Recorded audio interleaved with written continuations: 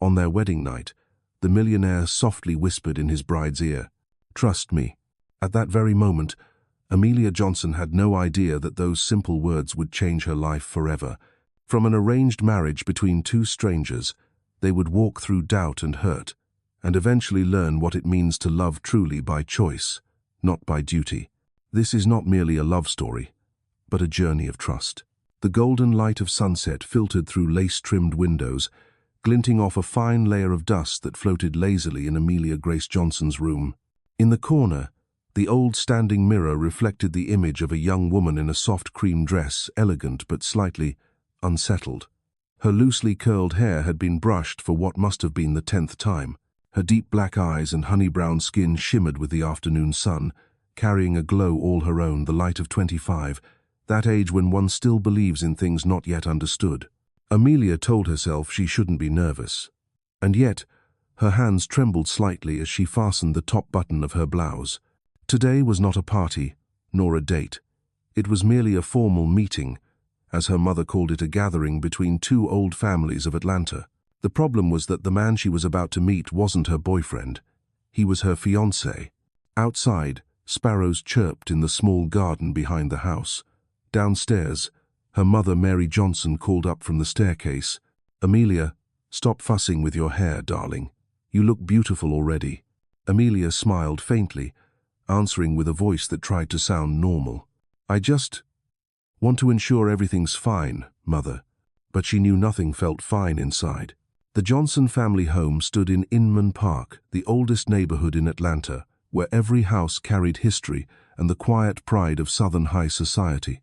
Amelia had grown up here among tea parties, charity balls, and endless proper decorum, lessons her mother never failed to repeat. Everything in that house, from her father's old armchair to the crystal vase of peonies on the table, felt safe, but also confining. The sound of a car engine outside startled her.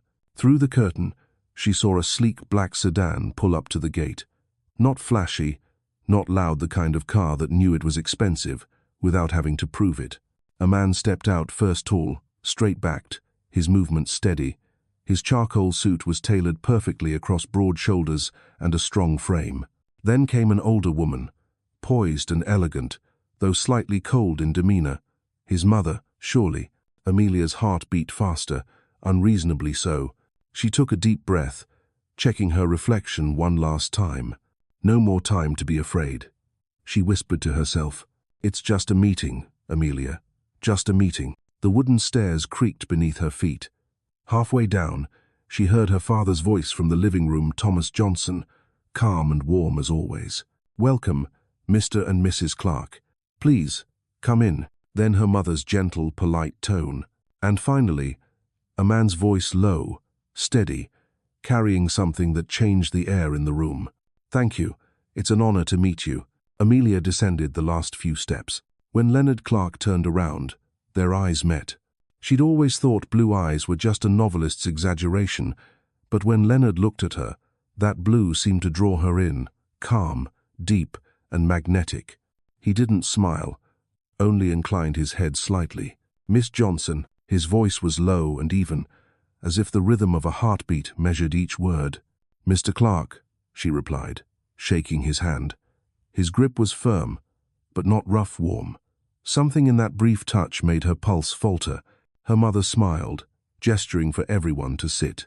On the table gleamed a silver teapot and a plate of homemade pastries, a sign of a meeting important, but intimate. For most of the afternoon, their parents talked about business, community, and family values. Leonard spoke little, but his eyes never drifted. Whenever someone said, he truly listened, his gaze resting on the speaker as if every word mattered. When Amelia's mother asked about the wedding plans, Leonard said quietly, "I think a small ceremony, with only those closest to us, would be enough." A simple statement, but something in how he said it made Amelia feel respected, even though they barely knew each other. Then her mother turned to her suddenly. "Amelia, what do you think about the flowers for the wedding?" She flinched, caught off guard. Usually, her part in such discussions was to nod and agree. Before she could fumble for an answer, Leonard looked at her and said, "Yes, what flowers do you like, Amelia?" A simple question, but it was the first time anyone had asked her that with genuine interest. She hesitated, then answered almost reflexively, "Peonies. Pink and white." Leonard nodded slightly, his eyes softening. "Then peonies it is." That was all, but Amelia's heart trembled again. He didn't smile. He said that her preferences mattered as though it were obvious, and for the first time that afternoon, she felt truly seen. By the time Leonard and his mother left, the sun had dipped behind the oak trees at the gate.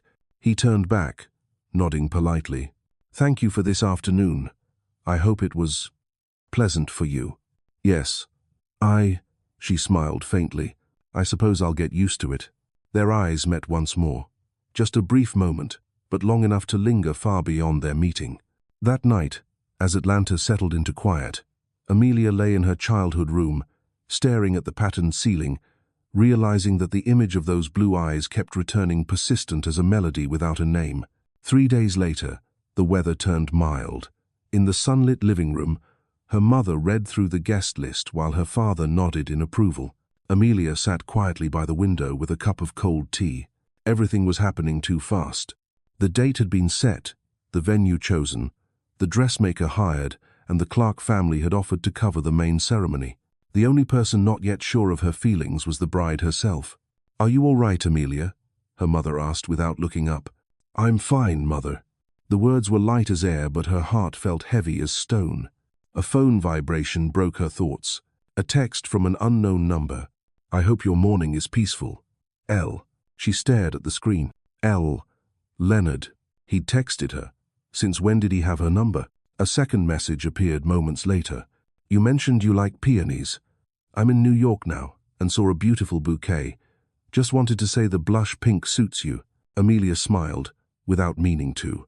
Somehow, her heart felt lighter. Celeste, her best friend, called right then, her voice brimming with energy. "Future bride, I heard you're marrying a millionaire. Is that true? You make it sound like a movie." Amelia laughed. "A movie, huh? So does that mean there'll be a kiss scene?" Celeste. Okay. But seriously, what do you think of him?" Amelia paused. "He's hard to read, but very real. You know, he doesn't say much, but every word counts. And he remembered the flowers I liked."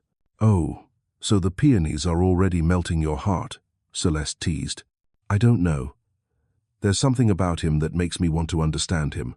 That afternoon, walking past a small flower shop on Peachtree Street, Amelia stopped. A bouquet of blush peonies stood in the center, blooming under the sunlight. She didn't know why, but she bought it and placed it on the piano in the living room. That night, another message came from Leonard. "I know we haven't talked much, but if you're free, I want to take you to dinner. Not to discuss the wedding, to talk." Amelia read the message, her hands trembling slightly. She reread it several times before Celeste's video call popped up. "Why do you look like you just won the lottery? Hey, ask me to dinner." And I said yes. The next evening, when the familiar black car pulled up, Amelia took a deep breath. Leonard stepped out, no suit, just a white shirt and dark jeans. He looked younger, more approachable, yet still carried that calm composure. "Good evening," he said. "Good evening," she replied, heart pounding so hard she could hear it.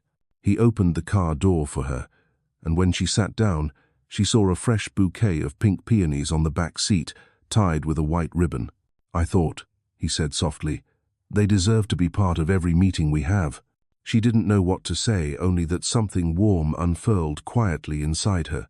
As the car rolled out of the old neighborhood, the city of Atlanta drifted by lights, trees, distant music like a symphony beginning something that had yet to be named. That evening, Atlanta was wrapped in the soft violet glow of early summer streetlights. The air was warm, not hot, not cold, just the kind that let you step outside without a jacket and still feel at ease. Amelia's hand rested lightly on her small purse as Leonard opened the car door for her. The porch light cast a soft glow across his face, sharp-lined, calm, but something in those blue eyes had changed since they first met. Softer, closer. "You said you'd take me to dinner," she murmured as he moved to the driver's seat. "I did," Leonard replied, his voice low and steady. But don't worry, it's not a five-star place. She smiled. Good. I'm unsure I'd know what to do with 15 forks anyway. Leonard glanced at her, the corner of his mouth lifting slightly. It was the first time she had seen him smile, not politely, but genuinely. He stopped the car in front of a small restaurant in Virginia Highland, a street known for its local cafes and the strings of amber lights hanging low among the trees. The hand-painted sign read, Haven Cafe, where every story begins. Inside, warm light mingled with the soft hum of old jazz. Nothing was pretentious, just a few wooden tables, quiet conversations, and the faint aroma of coffee and baked apples. This is where you chose. You said you like quiet places, Leonard reminded her. I thought this one suited you. She looked around, surprised. She hadn't expected a man like him, always busy, always composed to remember something so small. They sat at a corner table, ordered 2 coffees and a slice of apple pie. Leonard didn't rush to speak. He waited, listened, letting her set the rhythm of the evening. I thought tonight would be about wedding plans, she said lightly. Flowers, menus, seating charts. I think we'll have a lifetime to talk about those things, he said. And tonight? Tonight, I want to know more about the woman I will marry. The music shifted to Moon River. Amelia looked up, meeting his gaze deep, still, and disarmingly honest. She began to tell him about her childhood in Inman Park. Afternoons by the window listening to her mother's piano, lessons in manners that felt like recitations, and all the time she'd wanted to say no, but smiled, yes instead. Leonard listened without missing a single detail. Occasionally, he asked simple questions, but they always reached the heart of things. Have you ever thought of leaving Atlanta? Yes, she said softly, but I'm afraid no one would understand me anywhere else. He paused, then said quietly, I used to be afraid of that too. And then he told her about growing up in Boston, where his mother worked 3 jobs at once, about nights watching her mend clothes under a dim lamp, and the promise he made that she wouldn't have to worry again one day, about his father gone too soon from heart failure, leaving him with a silence shaped like responsibility. Since my mother passed, he said, I stopped believing in the idea of a partner. It's just been me and the goal. She stayed quiet, hearing the weight in his voice, the kind that only comes from years of restraint. So what made you agree to this marriage? She asked. Honestly, he looked at her, because my mother once told me, don't go through life without someone to call home. After she died, I realized I had nothing close to that. And then, your family's proposal came. I thought maybe at the very least, I wouldn't have to be alone. It wasn't a romantic answer, but it was true. So true, it caught in her throat. And now? She asked quietly. Now, he said, I think it's more complicated than I expected. How so? Because I'm not sure this is just an arrangement anymore. Silence fell between them. The soft clink of a spoon against porcelain seemed louder than before. What about you? He asked. Why did you agree?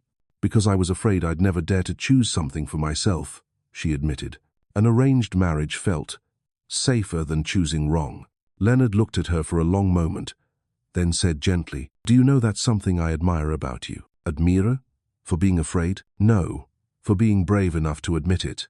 In that moment, all the layers of formality dissolved. They were no longer 2 people bound by arrangement, but 2 souls learning to see each other honestly. When they left the cafe, the night breeze carried the scent of coffee and jasmine down the quiet street. Leonard opened the car door, then hesitated. Amelia, he said softly, if you ever change your mind about the wedding, I'll understand. I want you to be happy whether or not that includes me. She looked at him and saw, in those blue eyes, not possession but freedom. And if I don't want to change my mind, then I'll do my best to be worthy of that choice. The headlights came on. They drove away from the quiet street, and inside Amelia, something stirred, not love yet, but the first fragile sprout of trust. The next morning, Amelia woke earlier than usual. Atlanta lay under a veil of pale mist, sunlight slipping through the familiar lace curtains. She opened the window, took a deep breath, and realized she was smiling for no reason. On the piano, the bouquet of peonies still looked fresh. Their fragrance drifted lightly through the room, like a promise of something beautiful approaching. She sat down and let her fingers rest on the keys. A melody returned the old nocturne her grandmother once taught her. Her fingers pressed the keys softly, the notes rising like the sigh of dawn. Her mother's voice floated up from the kitchen. "Are you playing the piano, dear?" "Yes, Mom." "Good. It's been a long time since I've heard you play something so cheerful." Amelia smiled. The song wasn't cheerful, but her heart was. By noon, her phone lit up a message from Leonard. "Just signed a contract in New York. Long day, but thinking of you made it easier. Hope you've had lunch," she texted back. "If you were here, I might have eaten better." She laughed out loud before she could stop herself. Who would have thought the stoic man from that first meeting could tease in a way that made her blush? Later that afternoon, while out with Celeste, her friend noticed immediately. "What's with that glow on your face?" "Nothing. Don't lie to me. I know that look. It's the someone's falling in love look." "Celeste, we've only met twice. Twice is plenty for the heart to figure out where it wants to be." Amelia laughed, then fell silent as Leonard's face crossed her mind. Yes, only twice. But being with him quiet, safe, real made her feel like she no longer had to pretend. The next day, he called. "I'm in Atlanta," his voice came through the line. "Can I see you? Just 10 minutes. No family, no formalities." "Where?" "In front of the flower shop on Peachtree. I'm right outside." She looked out the window. Across the street, in the golden light of afternoon, he was truly there, simple shirt, holding a new bouquet of peonies, smiling when he saw her. "I was on a business trip," he said. "Just landed. But I couldn't leave the city without seeing you." "Just to bring me flowers?" "No," Leonard said. "To tell you, I'm looking forward to calling you my wife." The words were simple, but they caught her breath. Not a confession, not a promise, just the truth. At that moment, Amelia realized that the peonies weren't merely flowers she loved. They had become the symbol of a gentleness she never expected to find in a marriage arranged by others. As Leonard drove away, she stood there watching the car disappear behind the line of trees. A soft breeze stirred, making the petals of the peonies in her hands tremble, as if whispering, "Trust it. This time, it's real." Thursday night, Atlanta was steeped in the scent of rain after an afternoon storm. The air was cool and damp, unnaturally quiet. Amelia sat alone beside her grandmother's piano in the living room. The soft lamplight cast a mellow gold glow across the ivory keys. Outside, raindrops still clung to the leaves, and now and then, the wind stirred just enough to carry in the smell of wet grass and earth. She hadn't meant to play. She only sat there, fingers brushing the keys, heart unsettled. Since that brief meeting at the flower shop, Leonard hadn't reached out, no messages, no calls. She told herself he was busy. But the silence, after all his small, gentle gestures, made it impossible not to think of him. And then, as if someone had heard her thoughts, the doorbell rang. She startled. At this hour past 7, who could it be? Through the frosted glass, she saw the tall, familiar silhouette standing beneath the porch light, a bouquet in hand. "Leonard." When she opened the door, he said softly, "I'm sorry for showing up unannounced." "You," she stammered, still surprised. "You just got back from New York?" "This afternoon. I drove straight here." He lowered his gaze, offering her the bouquet. "I saw these outside the hotel. Pink peonies like the first ones you mentioned." She smiled, eyes falling on the flowers, damp with rain. "They're still blooming, even after the storm." "Like you," he said quietly. The words tightened something in her chest. "Would you like to come in?" "Only if I'm not intruding." "Not at all." As Leonard stepped inside, her parents looked up from the kitchen. Her mother smiled knowingly. Her father spoke first. "Mr. Clark, please, come in. We were making coffee." "Thank you, but I won't stay long. I just wanted to hear Amelia play." Mary Johnson could hardly hide her grin. "Oh, then you're in luck. She's been at the piano all evening." Amelia flushed, shooting her mother a look. "I was just practicing." "Well then," her mother teased, "maybe you can give us a little private concert." Her parents retreated upstairs, leaving them alone in the warm, lamplit room. Leonard strolled around, his gaze lingering on the framed family photos, then on the old piano by the window. "It's beautiful," he said softly. It belonged to my grandmother, Amelia replied, running her hand along the smooth wood. She taught me to play when I was 6. Will you play something for me? She hesitated. What would you like to hear? Whatever makes you feel most like yourself. The answer stopped her. No one had ever asked her that before. After a moment, she sat down and took a deep breath. The keys were cool and smooth beneath her fingers, waiting. Chopin's Nocturne in E-flat major filled the room soft as breath, each note falling like drops of water onto a still lake. Leonard stood silently, eyes fixed on her. She didn't look up but could feel his gaze gentle, steady. From the first chord, the room changed color.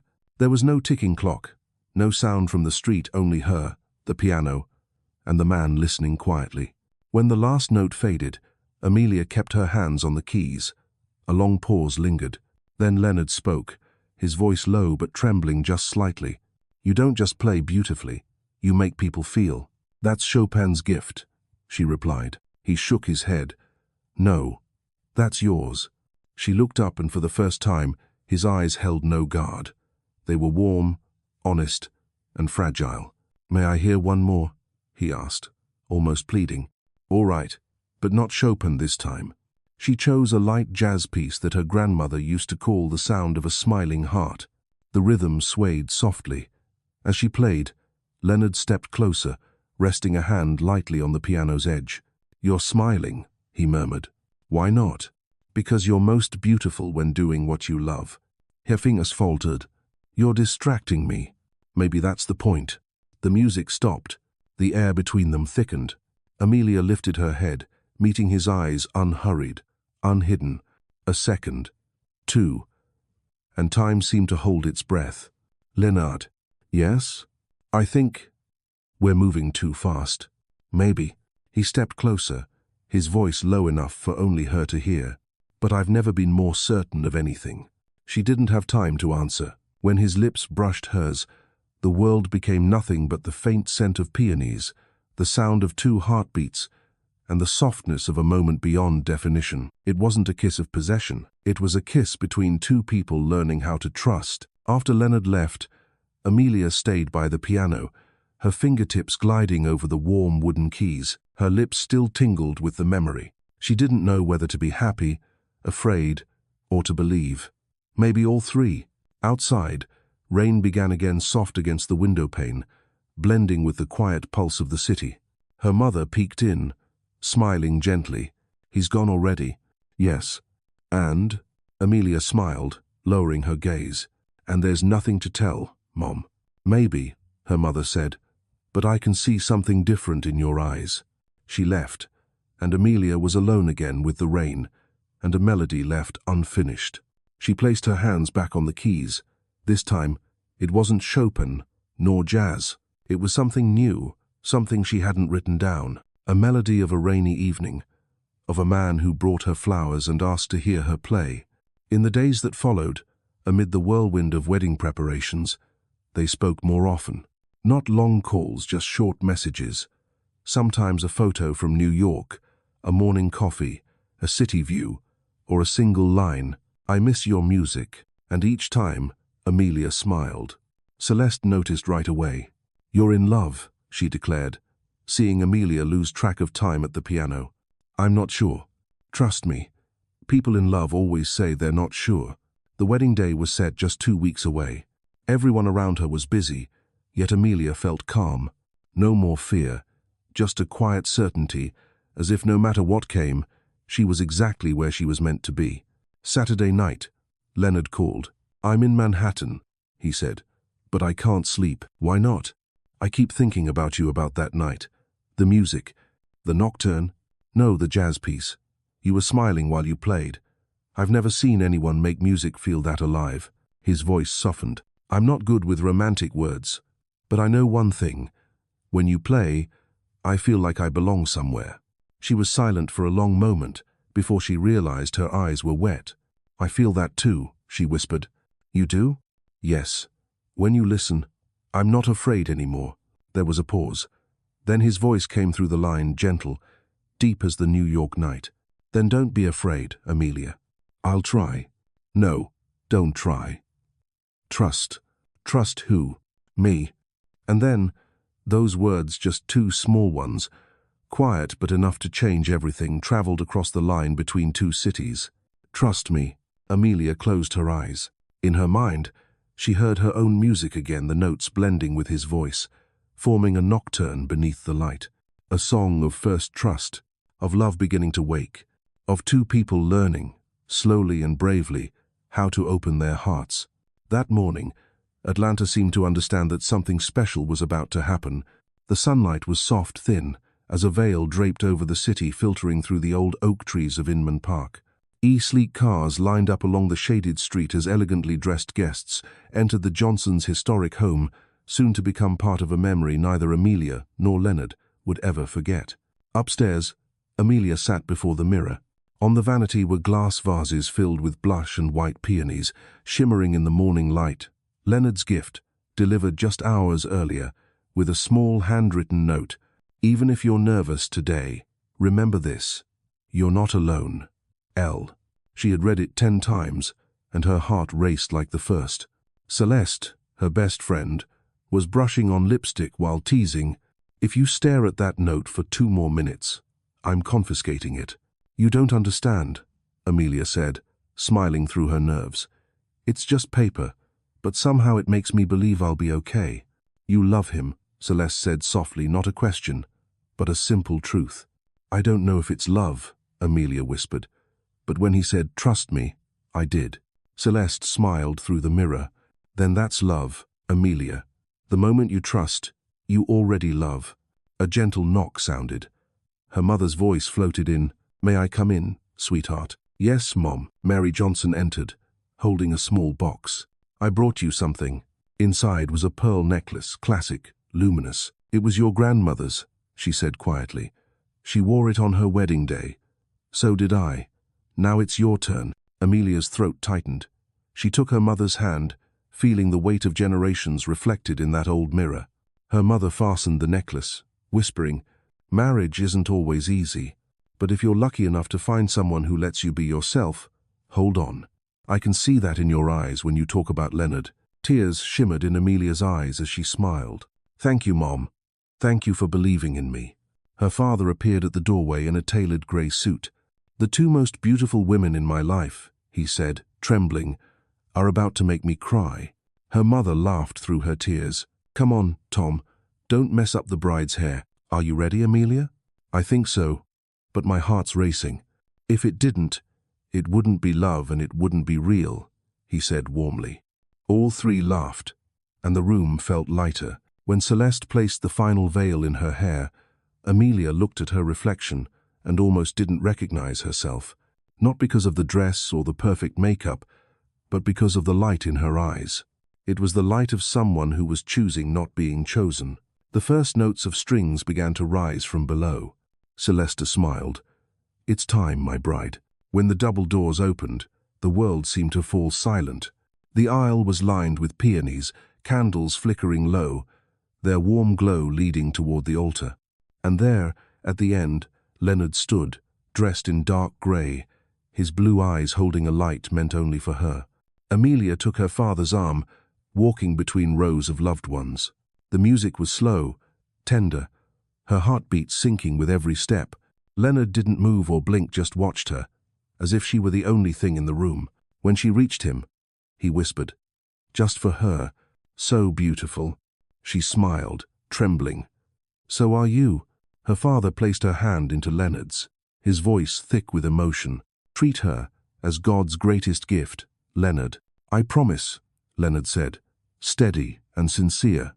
The officiant began to speak, his deep voice echoing through the stillness. Everything else blurred: the flowers, the candles, the music, until only the 2 remained suspended in a moment that felt eternal. "Leonard Clark, do you take?" "I do," he said before the sentence was finished, drawing a soft laugh from the guests. "And Amelia Johnson, do you take?" "I do," she whispered, trembling like a petal in the breeze. Then came the personal vows, the words they had promised to write themselves. Leonard unfolded a small piece of paper, read the first few lines, then stopped. Looking at her, he set the paper aside. "I was going to read something rehearsed," he said, "but when I see you, Every word feels unnecessary, so I'll only promise this. I'll listen when you play.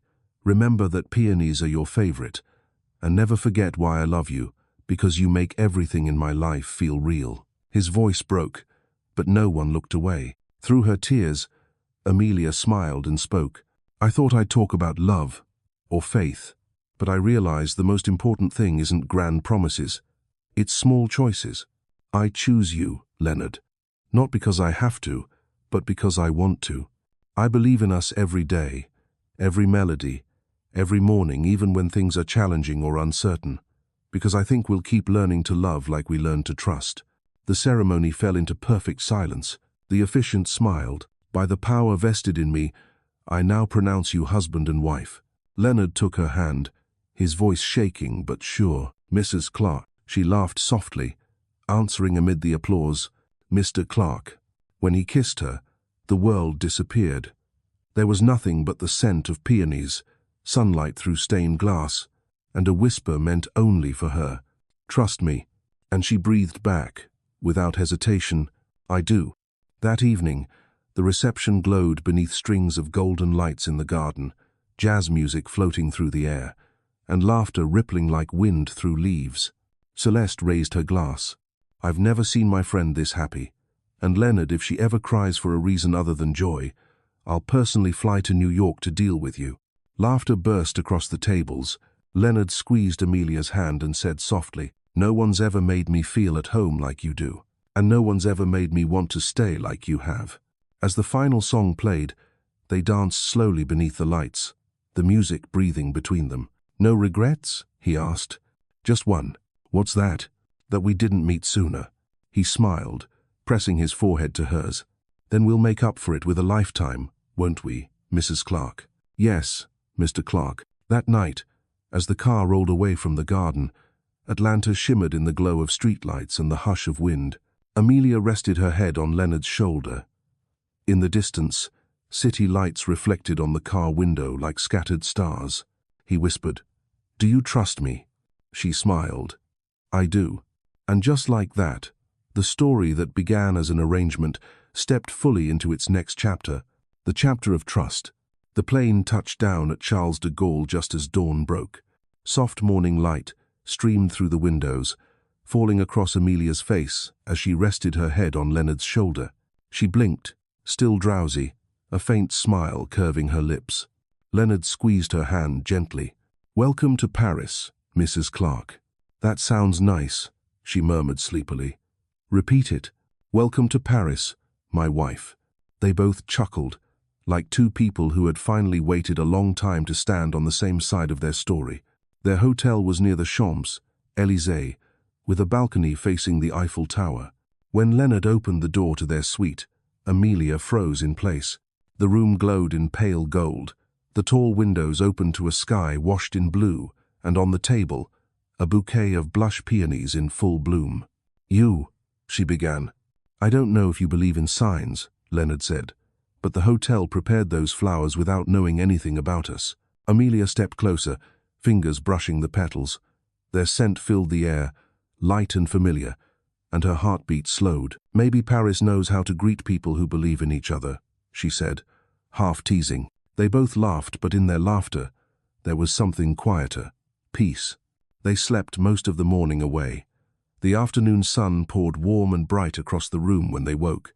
Leonard came in from the balcony with 2 cups of French coffee, the rich aroma wrapping around them.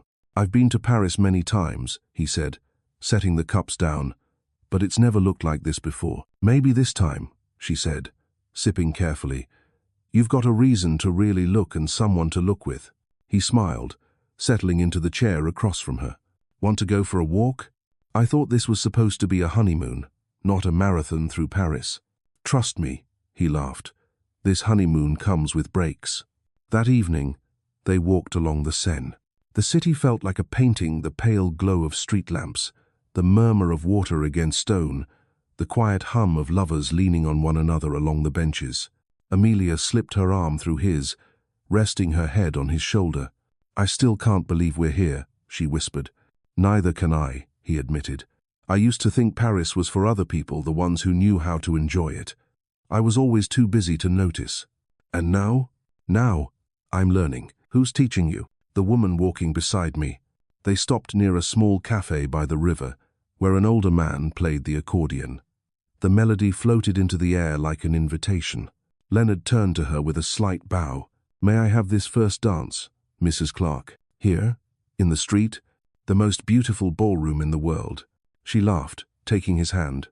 Under the soft light, with the accordion echoing off the water, they danced slow, awkward, utterly sincere. Passers-by smiled. A few clapped. Someone filmed. But they didn't notice. Because in that moment, there were only the two of them, the man who once feared love, and the woman who once feared choosing learning to move together to the rhythm of Paris. You know, Amelia whispered, in movies, people always kiss when the music stops. And in real life? In real life, they kiss when their hearts can't wait anymore. Leonard laughed softly, then kissed her this time. There was no hesitation. The kiss was deep, tender, and long enough to blur every light around them. As they pulled away, the old musician called out in a thick accent, "Paris remembers lovers who dance under her lights." Amelia smiled. "Do you think he means it?" "I think," Leonard said, "if Paris remembers anyone, it should be us." They returned to the hotel late. Paris at night was calm, the hum of distant cars, a faint jazz tune from a bar below, the rhythm of their own hearts in the quiet. Amelia stood on the balcony, wind curling through her hair. Below, the city glimmered. The Eiffel Tower shimmered like it was breathing. Leonard stepped behind her, draping a robe over her shoulders. "Cold?" "No," she said softly. "It's just so beautiful. I don't want to go inside." "How beautiful?" "As if all the things I used to fear dissolve in this light." He said nothing, only wrapped his arms around her. "I used to think marriage was a chain," he murmured. "But now I understand it can be the thing that sets you free if you choose the right person." She turned to face him. "And you think you chose right?" "I know I did." The golden light fell across his face. He wasn't the man of boardrooms and contracts anymore, just Leonard, the man learning how to love. "Do you ever get scared?" she asked. "Of what?" "That one day, love might not feel new anymore." "Yes," he said honestly. "I'm afraid of everything losing the spark, being too busy to listen, hurting you by accident. But there's one thing I'm not afraid of." "What's that?" "Trusting you." She looked at him for a long time, then smiled. "You know, I just hoped I wouldn't be afraid the first day I met you. And now? Now I feel safe and free."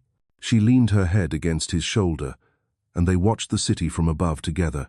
The Eiffel Tower, lit up again, thousands of tiny stars bursting into brilliance. "I've never stayed in Paris this long," Leonard said quietly. "Maybe this time, you should learn how to slow down." "Will I have a teacher?" "Always, Mr. Clark." They both laughed. She stepped back inside, and he followed, turning off the light on the balcony. The dim glow left only their silhouettes on the wall, two figures entwined in quiet peace. "You know," he whispered, "I used to think I knew what success was.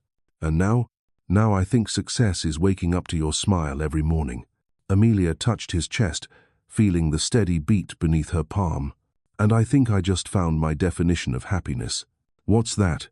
"When your heart beats in rhythm with someone else's." Outside, Paris began to shift into dawn.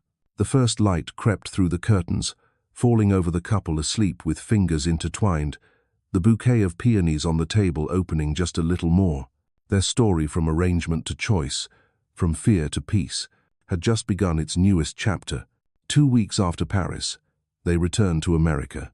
When the plane landed in New York, the sky was draped in thick gray, like a heavy scarf thrown over the skyline. Rain fell in steady sheets, each drop sliding down the car window, reflecting the red glow of endless brake lights on the avenue. Amelia watched through the glass, her fingertip tracing the path of the rain. "So different from Paris," she murmured. "Yeah," Leonard said, eyes on the road. "Paris makes you dream. New York makes you wake up." She tilted her head toward him. "Which one do you like more?" "Paris gives me a reason to love. New York gives me a reason to fight. And me? You're everything in between." She smiled at that and fell quiet. Their new home was Leonard's penthouse in Midtown, where he had lived alone for years. It was spacious, elegant, meticulously arranged and cold. Amelia walked through the rooms, fingers brushing the smooth glass surfaces, feeling the chill in the air.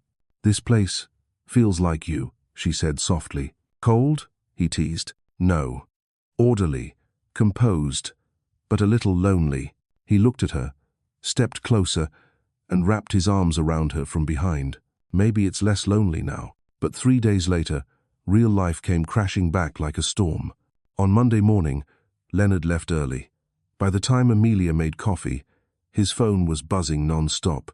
His voice through the calls was clipped. Urgent. "No. Stop the deal immediately. Recheck the quarterly reports. I'll be at the office in 10. She had never seen him like this, sharp-edged, tense. "What happened?" she asked as he walked out of his office, jacket in hand. "A hotel project in Manhattan, one of our investors pulled out. It could halt construction. Is it serious?" "Very. If it collapses, it'll hit the entire Clark International chain."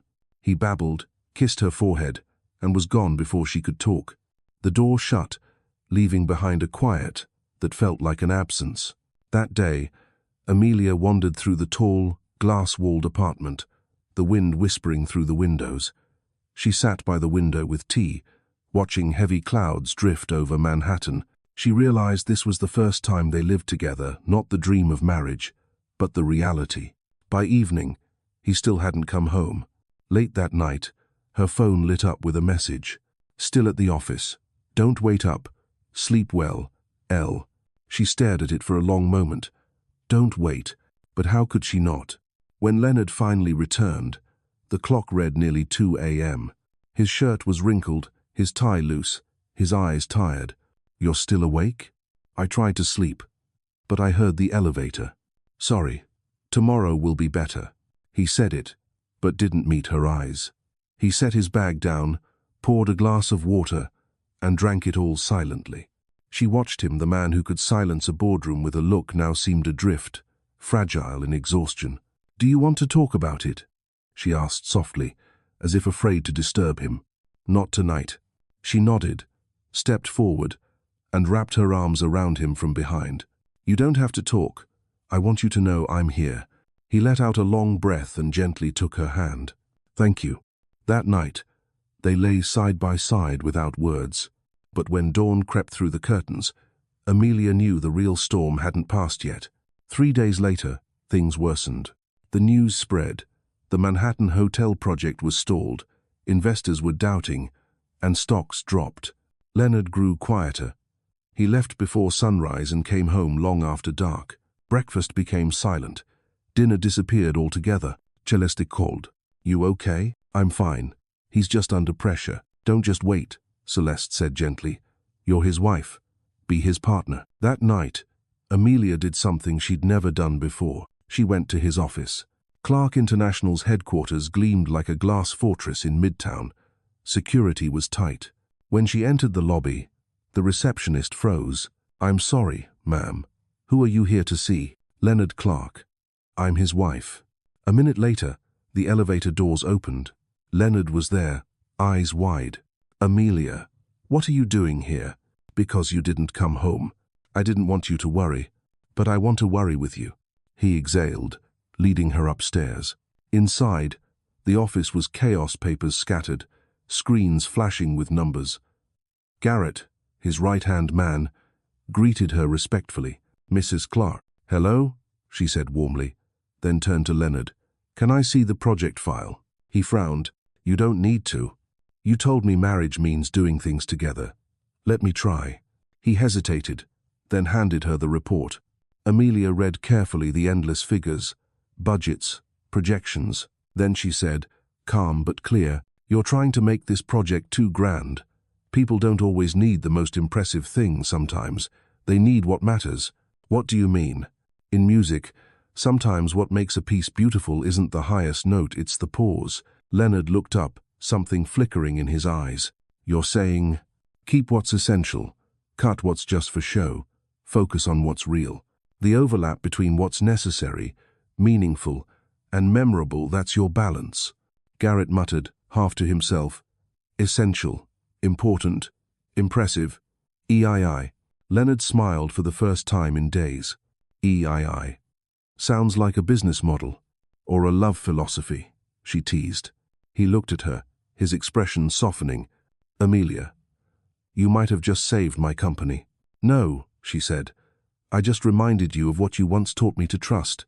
2 weeks later, the project recovered. Investors rejoined. The media called it a bold restructuring strategy. In one interview, Leonard said, "The idea came from the woman who taught me how to listen."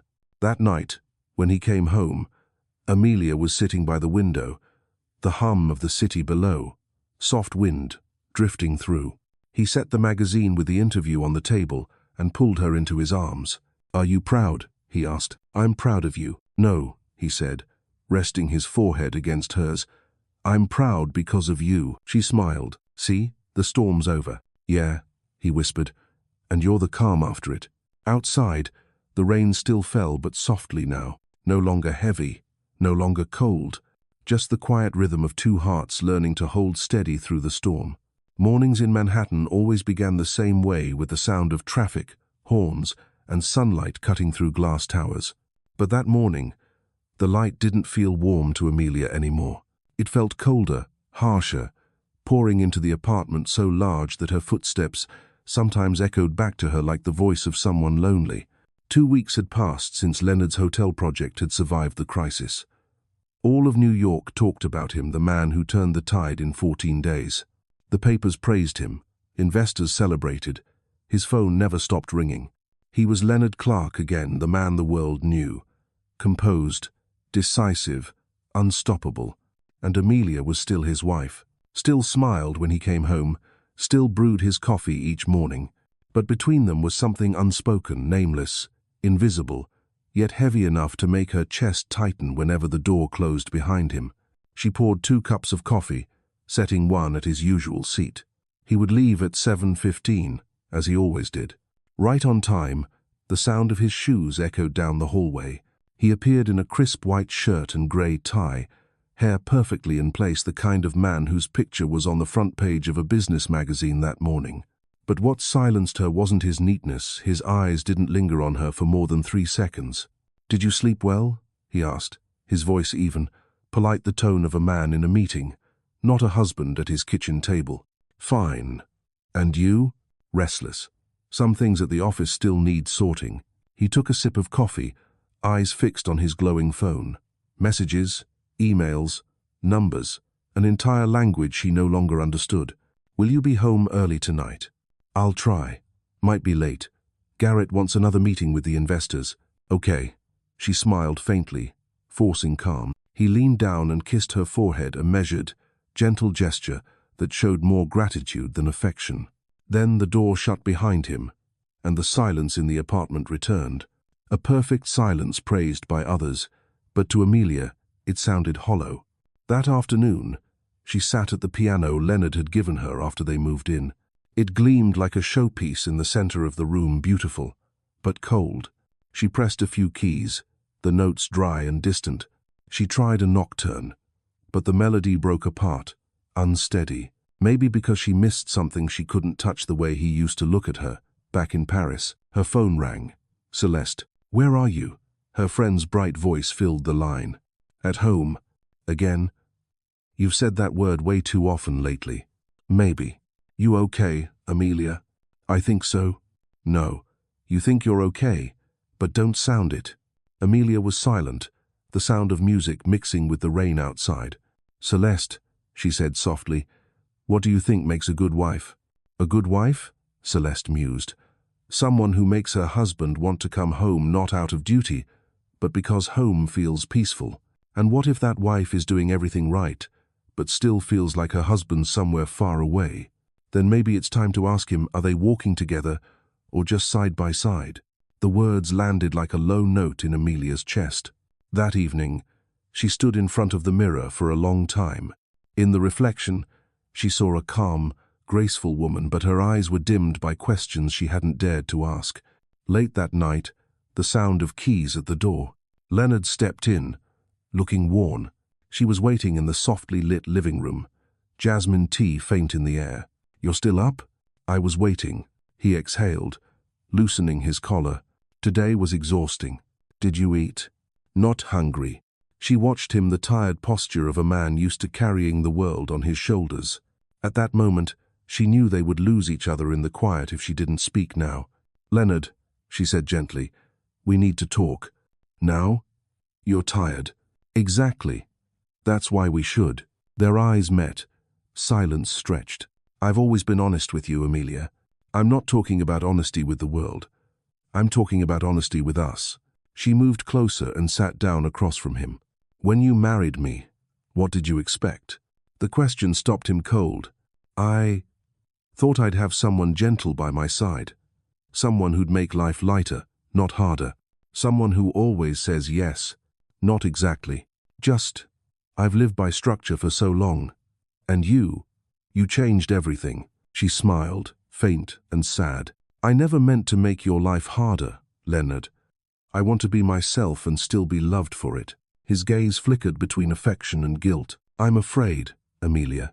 Afraid that if I lose control, everything will fall apart. You don't need to control me, she said softly. I'm not a project or an investment plan. Her voice stayed calm, but her eyes held steady. I just need you to be there when I play, speak, and am silent. Not as a leader, but as the man I trusted. He gave a weary smile. You think I don't listen? You hear me, but you don't listen. The room grew still, the rain outside whispering against the glass. The next morning, he left earlier than usual. No goodbye, just a note beside the untouched coffee cup. I need to think. I'll be home soon. L. Amelia spent the day walking through Central Park, the scent of autumn leaves guiding her thoughts. She missed Paris, not the flowers or the Seine, but how they had once looked at each other as if the world had shrunk to two souls. When had they lost that? By dusk, she returned home. The lights were on. Leonard stood by the window, sleeves rolled up, with a glass of wine.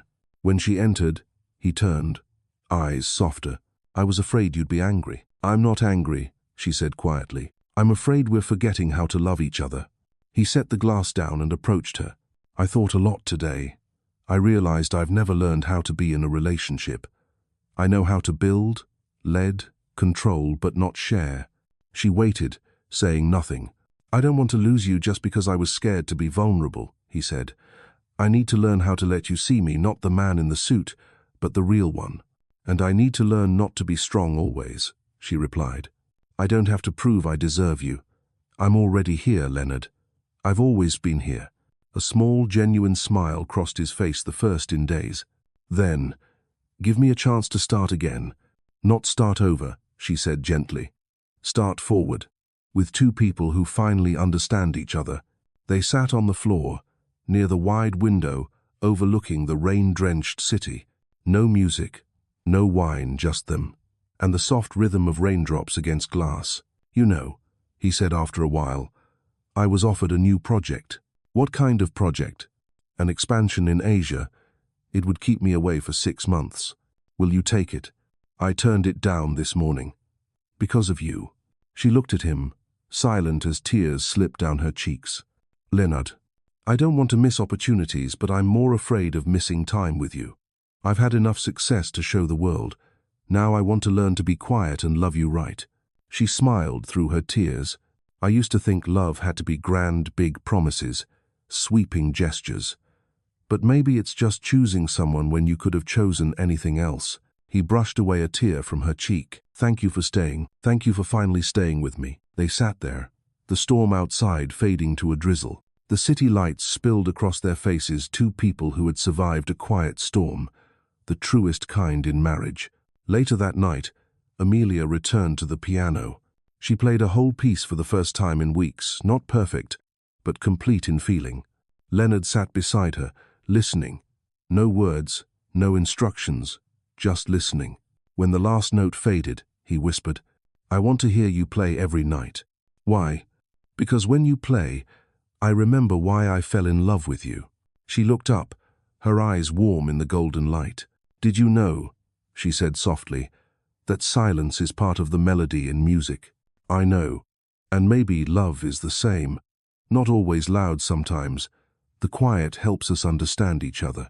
Outside, the city buzzed on. But in their apartment, It was so still they could hear the rhythm of their own breathing. Two hearts are finally keeping time together. That night, Amelia slept in his arms, and for the first time in years, Leonard turned off his phone before falling asleep. On the first morning of autumn, Amelia woke before Leonard. Sunlight slipped through the curtains, tracing golden lines across the pale wooden floor. The breeze carried the scent of coffee from the cafe across the street, and for the first time in a long while, New York felt still quiet enough for her to hear herself breathe. She stood by the window, a glass of water in hand, watching the light move across the city. She didn't know how long she stood there, only that everything around her felt peaceful. Behind her, Leonard stirred. His voice, low and warm, broke the silence. "You're up early. I wanted to watch the sunrise. In New York, even this city has its own kind of dawn." He smiled, pulling her gently into his arms. "And mine is you." She laughed softly. "You probably practiced that one in the boardroom." "No," he murmured, "in my heart." They both laughed, not like new lovers, but like two people who had survived the storm and chosen to stay. After that morning, life found a quieter rhythm. Leonard began leaving for work later, coming home earlier. Some evenings, he turned off his phone to listen to Amelia silently play or read beside her. Amelia, in turn, began teaching music part-time at a small studio in Brooklyn. Her students were children 7 and 8 years old, tiny fingers fumbling over the keys, faces lighting up each time they found the right note. Leonard often came by to pick her up, watching patiently and smiling through the window as she leaned over a piano bench. For the first time, he realized that success wasn't measured in buildings, but in moments like that, when the woman he loved was living the life she wanted. On the drive home, they would order 2 lattes at a cafe near the Brooklyn Bridge. "Do you know what makes me happiest?" she asked one evening, tracing the rim of her cup. "Music," he guessed. "Not just that. It's being real, playing, teaching, seeing you smile without hiding the exhaustion. I'm still learning how to be real, and I'm still learning how to love." Leonard looked at her, his eyes softened by a light she hadn't seen before. "I think love never dies, it just changes shape. I used to love instinctively. Now I love by choice. And that choice," she smiled, "is still me, right? Always you." A breeze stirred between them, scattering golden leaves across the table. Amelia caught one in her palm. "See? Even leaves know when to let go. Maybe love's the same, learning to release what's old, so we can hold what's worth keeping." He nodded. "If you ask me what happiness means now, I'd say it's when we're looking in the same direction. Not identical, just side by side." They fell quiet. A street musician's harmonica drifted through the air, weaving with the scent of coffee and the wind. And in that small, ordinary moment, Amelia realized she had found peace. That evening, she turned on the soft lamp in the living room. Leonard was reading nearby when she said, "Want to hear a new piece I wrote?" "Always." She sat down at the piano and began to play. The piece was called "Starting Again." It was simple, unpolished, warm as sunlight, soft as laughter shared by two people who had almost lost each other once. Leonard stopped reading, his gaze settling on her. Every note, every breath, pulled him in. When the music ended, he moved beside her. "I think that piece is us." "Why?" "Because it isn't perfect, but it's honest." She leaned against his shoulder. "If I learned one thing from the storm," she whispered, "love doesn't need to shout to be real, it just needs to show up every single day." He nodded, his hand closing over hers. "And I learned that sometimes strength means letting yourself be soft. Thank you for staying when I didn't know how to." The clock ticked softly. The city outside still buzzed, but inside, peace had returned. By November, winter crept into the city. The trees were bare, the sky grey but gentle. Their apartment had changed, too. A small plant on the table, the scent of cookies in the kitchen, photos of them in Paris, in Brooklyn, in Central Park. Nothing extravagant but full of their traces. One evening, Leonard came home early. Amelia taught a little girl to play Twinkle, Twinkle, Little Star. He stood quietly at the door, watching 2 pairs of hands, one large, one tiny, move over the keys. When the girl left, he stepped inside, smiling. "I think you just taught the next generation their first song. Don't say that I heard her sing the wrong note 30 times. But you stayed patient. I saw myself in her. He walked over, wrapping his arms around her. I was just thinking, if we ever have a child, I want them to learn piano from you. She turned to him, surprised. You mean that? I do. I think it's time we thought about it. Aren't you scared?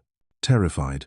But if you're here, I can be afraid peacefully. Tears slipped down Amelia's cheeks, not from sadness, but from a profound certainty that happiness finally had a home. A month later, they moved to Brooklyn Heights, a quieter neighborhood. A small house, white walls, old wooden floors, a big window overlooking the river. Amelia brought her piano. Leonard got his old coffee maker, and together they carried all the unspoken things they now understood. On their first morning there, snow fell lightly outside. Amelia made 2 cups of hot chocolate. Leonard was arranging flowers in a glass vase, not roses, not tulips, but peonies. You chose them again, she asked. Always. They're where we began, and now they're our journey. They sat on the floor, watching the snow drift past the window. Do you ever think about the future? She asked. I do, but I don't plan it anymore.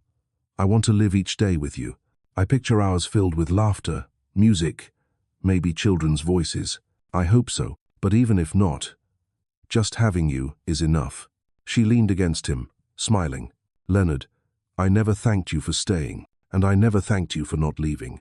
They both chuckled. Outside, the church bells rang soft and distant, and in that moment, Amelia felt they had come full circle. From Atlanta to Paris, from storms to peace, from I to us. That night, as she sat at the piano, Leonard placed a small leather-bound journal on the table. Embossed on the cover were the words, Our Ordinary Days. What's this? She asked. A journal, he said. For the small things, the meals, the arguments, a smile, a song you write. Why? Because I want to remember that happiness doesn't live in grand days, it's in the ordinary ones, like this.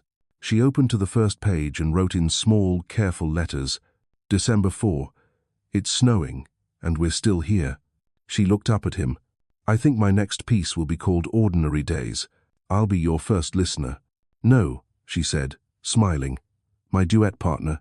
He laughed, took her hand, and kissed the back of it. Outside, snow fell heavily, each flake glimmering in the streetlight, and in their small, warm house, between soft piano notes and shared silence, they learned how to love again. Not loudly, not hurriedly, but through presence, gentleness, and the quiet promise of everyday life. A pale winter light spilled into the living room. Amelia arranged new music sheets on the piano while Leonard made coffee in the kitchen. They had grown used to mornings like this, the hiss of the kettle, the rustle of paper, the soft kiss that marked the beginning of each day. But today, something felt different. His phone rang on the counter. Leonard glanced at the screen, hesitated for a beat, then answered. Clark speaking. How long has it been? I understand. I'll come this week. When he hung up, his voice was steady, but his eyes betrayed a flicker of unrest. Amelia looked up from the piano. Is everything okay? Nothing serious. Just an invitation. An old acquaintance. Who? David McConnell, the head of a hotel group in London. They want me to discuss a global alliance. The word London landed like a slow echo 5,000 miles from New York. A global alliance meant months apart, midnight meetings, and the quiet distance she once feared. You're thinking of going. I'm not sure yet. But, Amelia, this is the kind of chance I used to dream about. Something I never would have turned down 5 years ago. And now? Now I'm not sure I'm still the man chasing those same dreams. She reached for his hand. Leonard, I'd never stop you from doing what you love. I want you to know I'll be here, whether you stay or go. And if it keeps us apart for months, then I'll count the days, the way I once learned to wait for you to find yourself again. He smiled faintly, grateful yet uncertain. I don't know where you find that calm. It's not calm, she said quietly. It's faith. But when the door closed behind him, she sat at the piano and let her unease ripple like unwritten notes. 2 weeks later, Leonard flew to London. Before leaving, he left a letter on the table. If you ever miss me, play the first piece you wrote when we started again. Every note of it says, I'm coming home. Amelia read it again and again, until her tears blurred the ink. Days without him moved more slowly. The house in Brooklyn Heights felt too big, too still. She went to work, smiled for her students, but every night she sat at the piano and couldn't bring herself to finish the new composition. Celeste dropped by with flowers and pastries. "Your husband's name is all over the news," she said. "Leonard Clark is conquering London. He deserves it. You say that, but your eyes are red. I just worry he'll get lost in that world again, the one I never quite belonged to." "Amelia," Celeste said gently, "if your love only survives the quiet days, it's not love, it's just a holiday." The words lingered long after Celeste left. The next morning, a message from Leonard appeared. "First round of meetings done.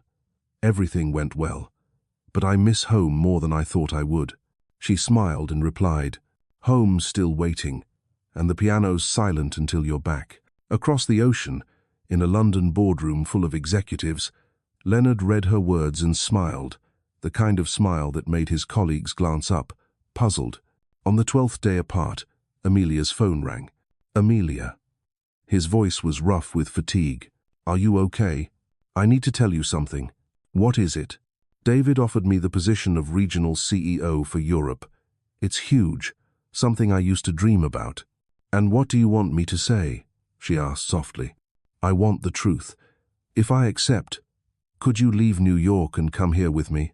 Amelia fell silent. Outside the window, Brooklyn's rooftops glowed under the setting Sunday. Everything around her was a piece of the life she'd built: her music school, the children, the piano, their home filled with memories. But she heard a longing she couldn't bear to dim in his voice. "Leonard, I need some time to think. I understand. I love you." When the call ended, the room felt heavier. She sat before the piano, staring at the black and white keys, two choices staring back at her. Stay, where it was safe, or go, where he was. 3 days later, she closed the piano lid, packed a suitcase, and booked a flight to London without telling him. She needed to look into his eyes, not a screen, to find her answer. London was veiled in drizzle when the taxi stopped in front of his hotel. The city shimmered with rain and lamplight, beautiful, distant, and lonely. She walked into the lobby. The receptionist looked startled when she said, "Mrs. Clark."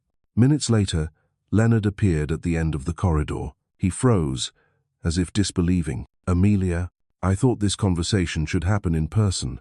He approached, his breath uneven. "I didn't know you were coming." "Neither did I until the plane took off." She looked around, the tailored suit, the polished halls, the respectful nods from passing colleagues, his world, which she had once felt excluded. "Is this where you want to be?" she asked. "I don't know. I thought it was. But when I look around, I only keep searching for you." "Well," she said softly, "I'm here, not to stop you, but to remind you wherever you stand, if there's no one waiting for you at the end of the day, it's not home." He took her hand, his grip trembling. "I'm afraid I'll repeat my old mistake choosing work over life." "Then don't choose," she whispered. "Let them exist together." He looked at her for a long moment, then said quietly, "Then stay with me, not as my shadow, but as yourself." "Are you sure?" "Yes." The rain outside grew heavier.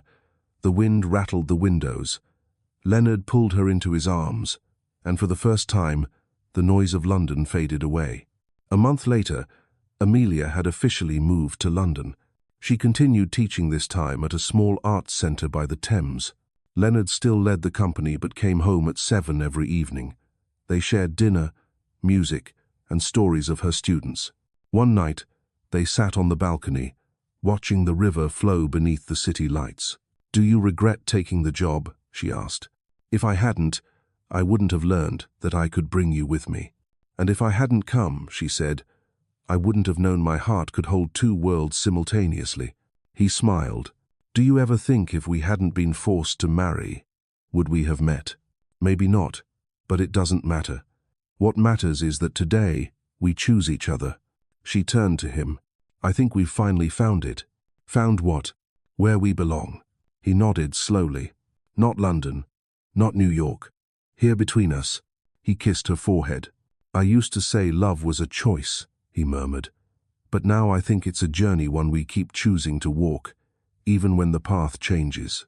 And if one day we lose each other again, then I'll find you wherever the music plays." She laughed softly, through tears. "And you'll find me always there, where love doesn't need to be proven, only lived." That night, Amelia sat at the piano by the window. The first notes came quietly, then grew steady, warm, clear, and peaceful. She titled the new piece Belonging. Leonard listened, eyes fixed on her. When the song ended, he whispered, "I think that's the most beautiful thing you've ever written." "Because I didn't write it for you," she said. "I wrote it for us." He smiled. Outside, London glowed through the rain, and inside their riverside home, they finally understood. It didn't matter which city surrounded them. As long as they had each other, they were already home.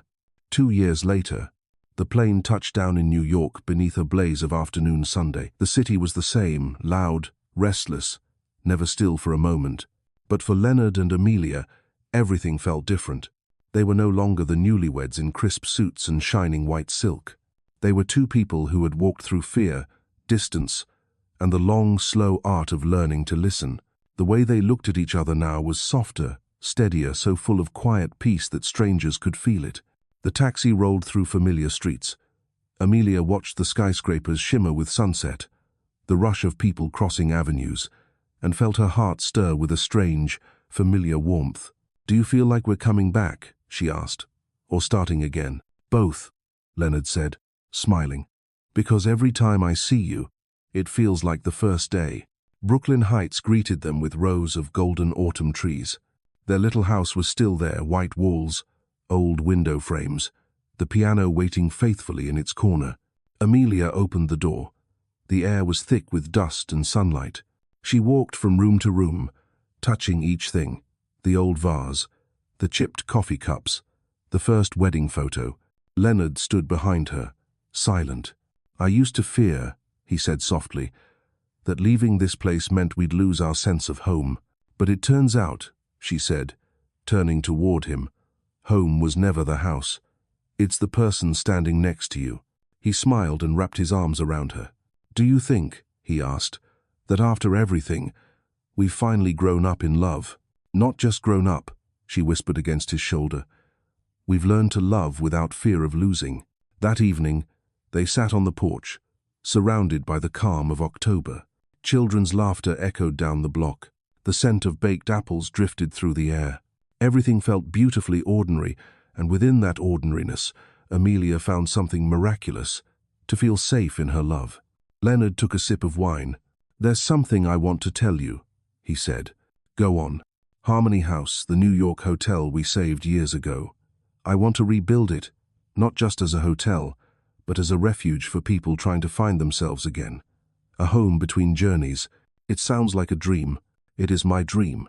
But I don't want to do it alone. I want you to co-found it." "Me? You taught me that warmth doesn't come from luxury, but from being heard. Harmony House should carry your touch, your music, gentleness, and humanity." Amelia was quiet for a moment, then smiled. "You know, for 2 years in London, I sometimes thought I'd never again feel my heart race the way it did when I was young. But you just made it happen." They looked at each other, no words needed, only the silent, knowing that the best part of their story was still ahead.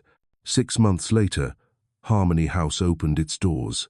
In the heart of Manhattan, near Central Park, the old brick building glowed warm tones of amber and gold. Each window poured light onto rooms designed not for perfection but peace. Amelia ran the music room, a space where guests could listen, play, or sit inside the sound of a piano.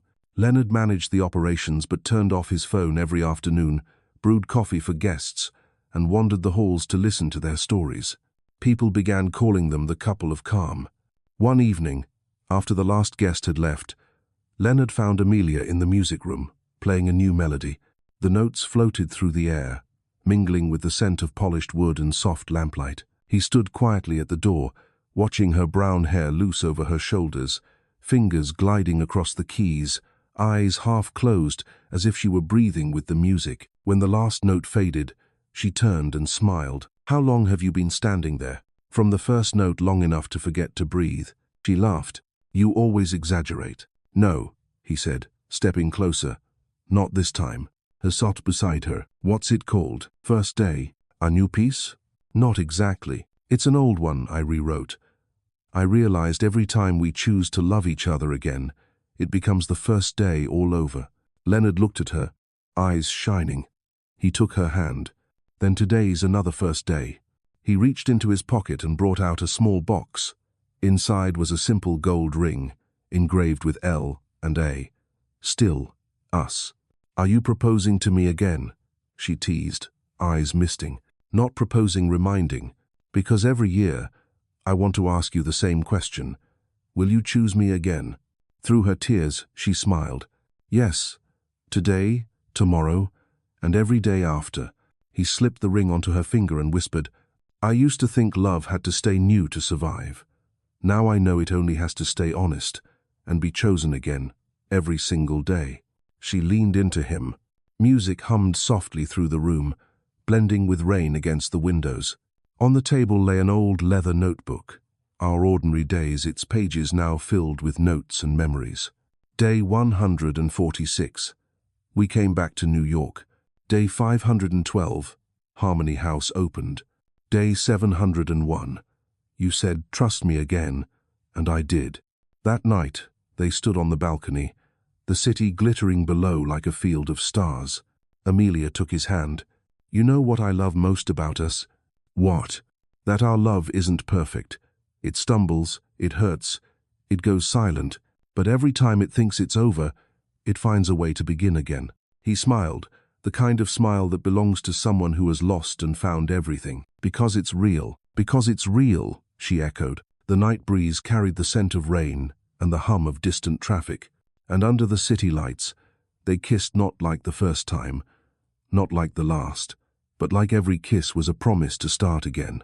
The next morning, Amelia sat at the piano while Leonard placed her coffee on the table, just as always.